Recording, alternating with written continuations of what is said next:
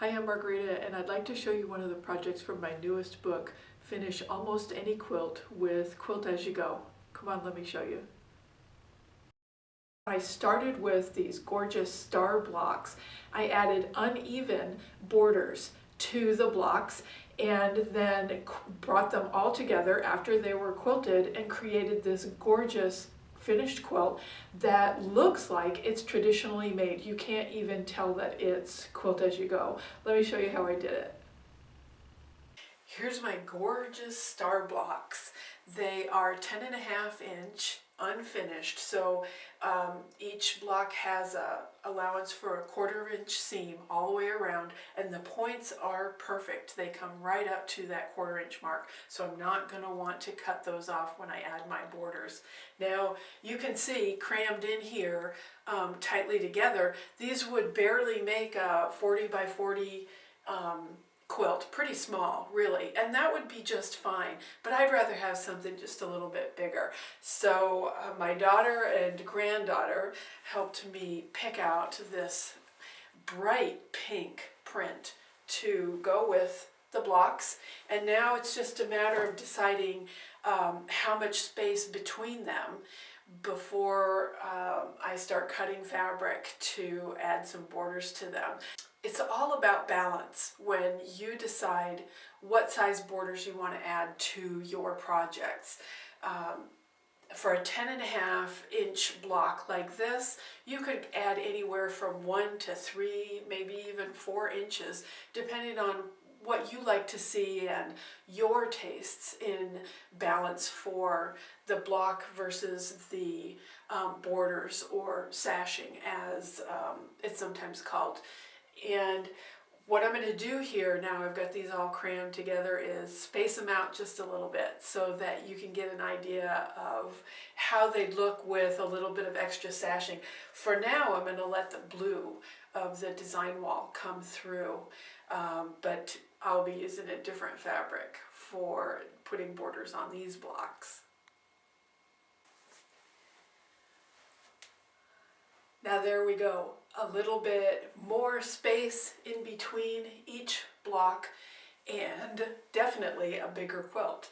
And that's what I'm going for. Now this pink is actually what I'll be using to add my borders on. In this particular quilt, I want to have a bigger border on the outside than in the middle here. So what that's going to mean is when I go to add my border fabric strips to each block, I need to know ahead of time where that block is positioned so that I know, do I add one thick border strip right here on one side, or do I add 2 thick border strips because of the corner? Or if it's an interior block, no extra width or thickness to the borders. These ones in the middle will all have the exact same size. Just the ones on the outer edge and the corners will need to be treated just a little bit differently. So that's going to involve a little bit more being careful as I'm sewing the strips on. And I've already picked out a machine quilting design and a backing for this because I'm using so much pink in the border. I decided to go with a pink on the back as well. So this is kind of a pinkish purple fabric, and I'll be using that on the back. I think what I'm going to do first is put a label on each block identifying whether or not it gets just a regular border or one edge, and it really doesn't matter on these, they can turn all over the place. One edge needs the wider, or 2 edges need the wider. So that'll be my first step, identifying the blocks in the position, making sure that this is the final layout that I like for colors, and labeling them, and then cutting the fabric for the border strips. Before you start sewing your border pieces on, the very first set, the ones that are cut the same length as the block, you want to remember and have marked the position that that block is in, because this bigger strip and this wider strip needs to be in the right position. You don't want to have it on the inside.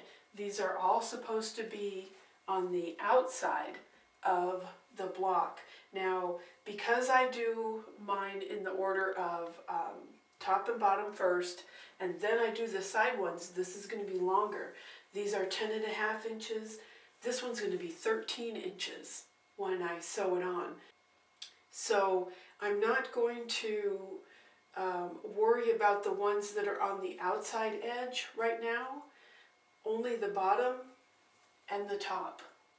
So make sure that you're sewing them on the right ones. Mark however you need to help you remember. And if you need to, put them all up on your design wall and then pin them just like that. And then you can go put them in a stack and sew them. Whatever works for you, okay? I finished sewing on my borders on the tops and bottoms, and I think I did a pretty good job of keeping straight which ones needed the wider borders.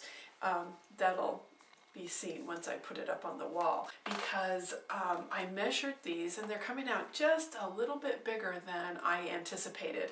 I'm not sure if the blocks, I did notice as I was sewing them, they're not all the same size. I really don't care.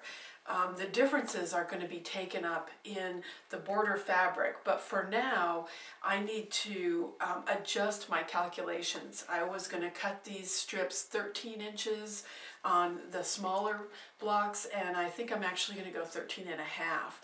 I need to finish measuring the rest of the bigger ones to see if any of them are bigger than 15, and if so, I'll go 15 and a half on the other strips. And that's why, another reason, I love having extra fabric, and I like to take it one step at a time when it comes to cutting. So I did cut all of my tops, and you can see there's just a little bit of a difference here. Not that big a deal, but I don't want to have a ½ inch difference when I go to put the next set of borders on. So I'm glad I took the time and waited before cutting, and pressed these out and then remeasured, and always looking for the biggest one of all. Not all of them came out super big, but a few of them did. So I'd rather cut big and trim later, and that'll give me plenty to work with when I'm doing the machine quilting too. So I'll go back to cutting those other borders. I finished cutting up my 2 yards for the rest of my border strips. Look what's left. That was about the snuggest cut I've ever made. So now to go sew on my rest of my border strips, and going to put the pieces on first so that I keep straight which ones go with a wider and which ones get the narrower ones. So I'll be back when I've got them sewn on. These were a lot of fun to sew, and I have to tell you, it helped a lot having the tag written down, knowing that the center squares were only going to get the narrower border strips, and the edge and corners we're going to get the wider strips. Now what's happened is, of course, they're all finishing out at different sizes. So I have not yet cut my batting or my backing, and that's what I have to go do next. And cutting them for the right size. I like the batting and the backing to be 1 inch on either edge, all edges, all the way around. And I know I'm going to do some fairly heavy quilting in here in the white areas, and then also on the border strips. So knowing that, I definitely want the 1 inch of the batting and the backing, because the quilting can shrink up your blocks, and unbalanced quilting, now more in the corners than in the middle here, can actually distort them a little bit. that can be corrected once I trim them, but I want to have enough fabric on the back and the batting that I don't have to worry about losing a whole lot of fabric when I go to trim these borders down. So off to cut my batting and backing. This is about 13.5 inches square. This one is 13 by 15. This is the longer edge here.